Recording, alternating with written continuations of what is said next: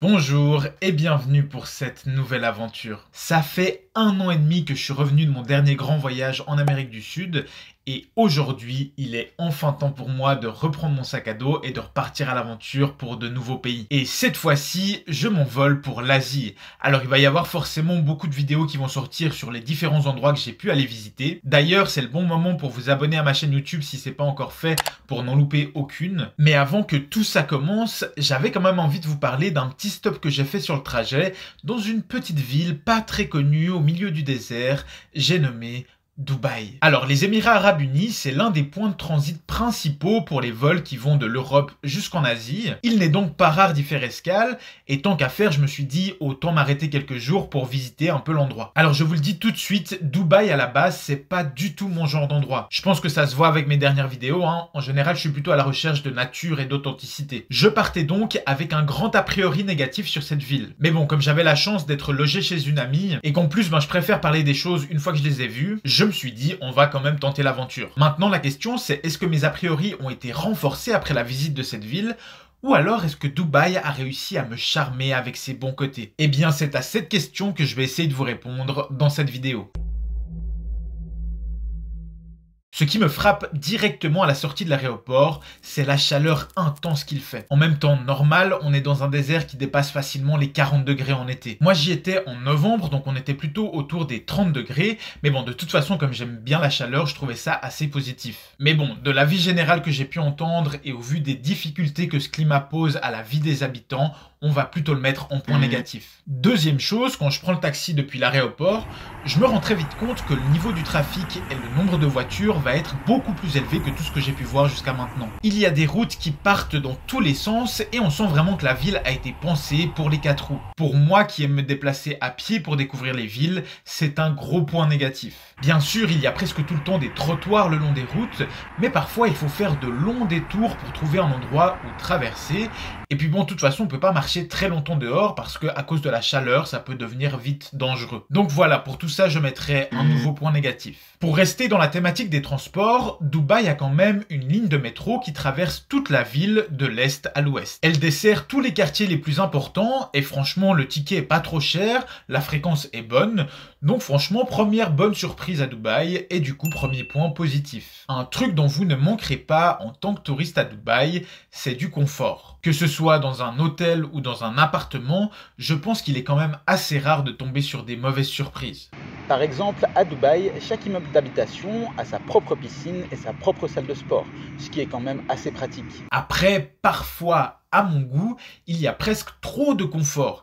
Et quand je dis ça, je veux surtout parler de la climatisation. Il y en a partout et parfois en bien trop grande quantité. J'ai vu le thermomètre descendre jusqu'à 18 degrés à certains endroits. Le problème, c'est que la différence de température entre l'extérieur et l'intérieur est un piège pour beaucoup de touristes qui tombent malades dès leur premier jour. Et ça explique aussi pourquoi certains habitants de Dubaï passent carrément plusieurs journées sans jamais sortir à l'extérieur. Maison, climatisation, voiture, climatisation, travail, climatisation, restaurant, climatisation. Il y en a partout. Donc je dirais quand même plus un point pour le confort, mais en même temps moins un point pour cette histoire de climatisation abusive. Bon, tout ça c'est pour les conditions de vie à Dubaï, hein, mais maintenant passons à ce qui nous intéresse vraiment, c'est-à-dire les activités touristiques à faire dans cette ville. Alors, commençons par le centre de la ville et son Dubai Mall, la place iconique de la ville. C'est l'un des centres commerciaux les plus grands du monde et bien sûr un temple de la consommation. Je vous mets au défi de trouver une seule marque internationale qui n'a pas de magasin dans ce bâtiment. On y trouve vraiment de tout et de partout. À l'extérieur, vous pourrez apprécier la fraîcheur de la gigantesque fontaine du mall. Et si vous y restez pour flâner un petit moment, vous pourriez aussi apprécier l'un de ces spectacles de jets d'eau.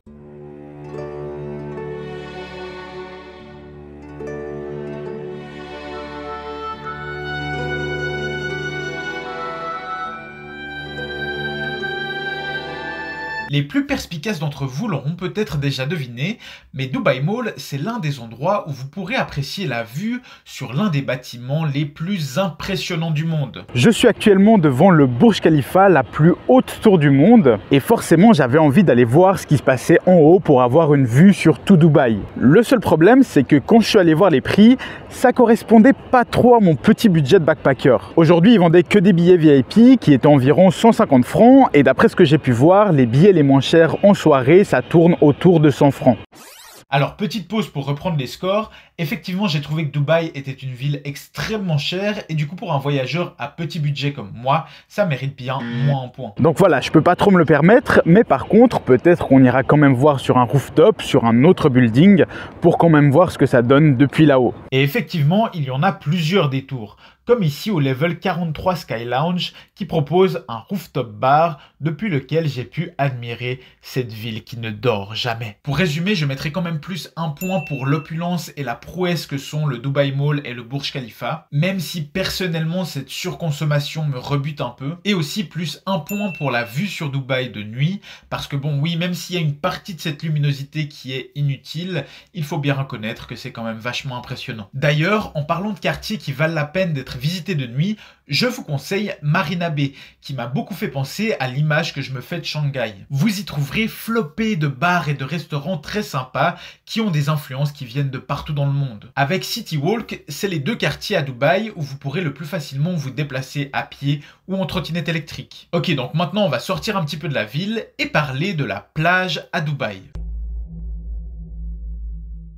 Vous trouverez de longues bandes de sable fin tout le long des côtes de la ville de Dubaï qui vous permettront de profiter de l'eau tiède de l'océan et de faire bronzette. Maintenant, il faut savoir que ce sable fin, il n'est pas du tout local. En fait, les Émiratis ont décidé de le faire importer d'Australie parce que celui du désert ne leur convenait pas. Et puis bon, ces deux pays ont du coup détruit un peu toute la vie sous-marine locale au passage. C'est ce même sable qui permet à Dubaï de construire ces îles artificielles à l'image de The World, qui est un projet mis en pause et sur lequel il n'y a pour le moment absolument rien.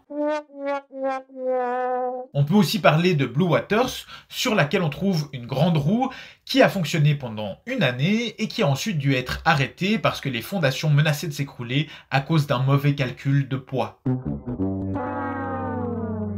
Et puis bien sûr, il y a La Palme, qui est très jolie depuis Google Maps et sur lequel on trouve des hôtels et quelques restaurants sympas, mais qui a surtout l'air d'être un bon délire de milliardaire. Vous l'aurez compris, je suis donc obligé de mettre un nouveau point négatif pour les plages et les îles artificielles de Dubaï, parce que quand on compare les conséquences écologiques très graves qu'ont eu ces projets par rapport à la réelle plus-value que cela apporte à la ville, ça ne fait pas le poids. Bon, on a parlé des plages, parlons maintenant un peu du désert, qui est sûrement l'activité que je me réjouissais le plus de faire à Dubaï.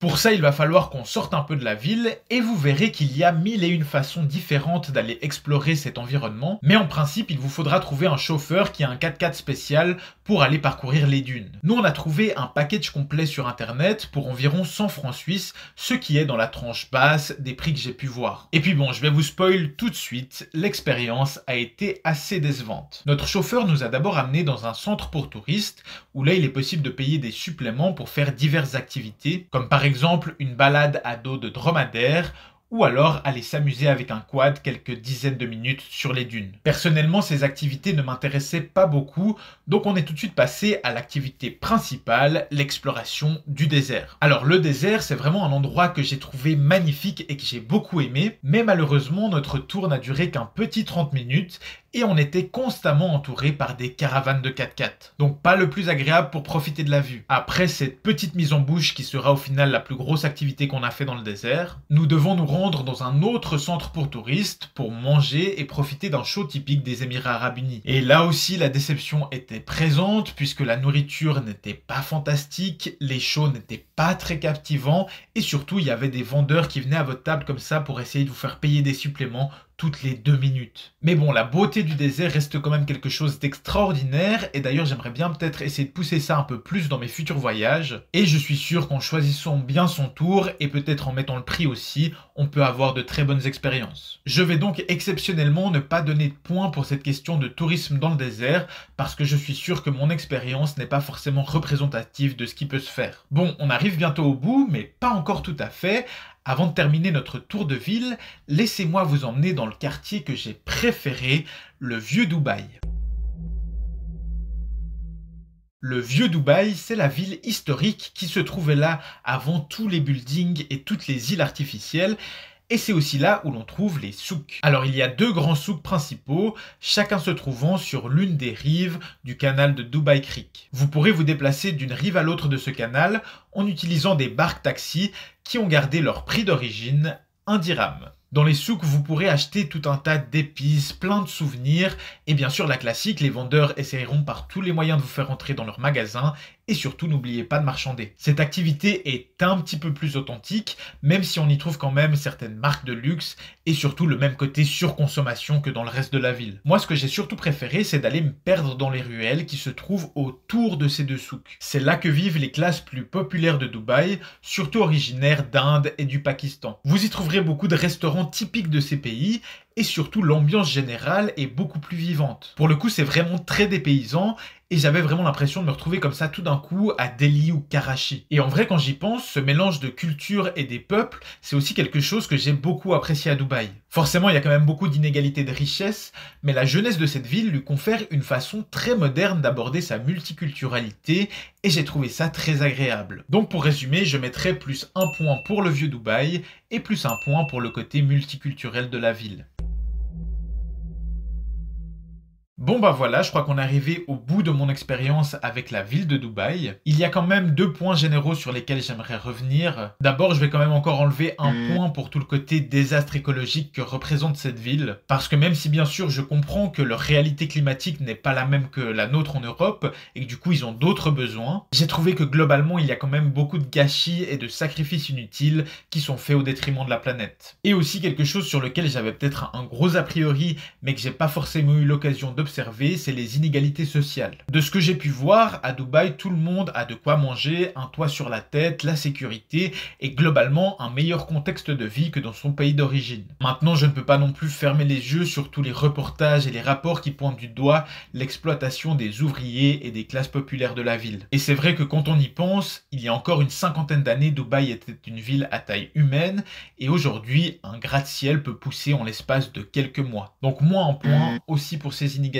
Vous l'aurez compris, mon ressenti sur Dubaï n'a pas énormément évolué après mon voyage. Malgré ça, le score est quand même plus serré que ce à quoi je m'attendais, et il y a quand même eu de belles surprises. Bien entendu, ces avis n'engagent que moi et mon ressenti, et ce petit jeu de points était plutôt un prétexte pour pouvoir vous parler de la ville. Dans tous les cas, je suis très content d'avoir eu la chance de visiter Dubaï, et de pouvoir maintenant en parler en connaissance de cause. J'espère pour vous que vous aurez aussi cette chance un jour. Pour la suite des vidéos, il y a des choses très cool qui vont arriver ces prochaines semaines, donc je le redis, abonnez-vous à cette chaîne. Pour vous donner des petits indices sur la suite, on va aller très à l'est de l'Asie, dans des pays qui font fantasmer, je suis sûr, beaucoup de gens. Mais ça, ce sera pour la prochaine fois. En attendant, moi je vous dis à bientôt pour une nouvelle aventure. Ciao! Ah oui, et je vous laisse avec quelques images de la grande mosquée d'Abu Dhabi que j'ai été visiter juste avant de partir.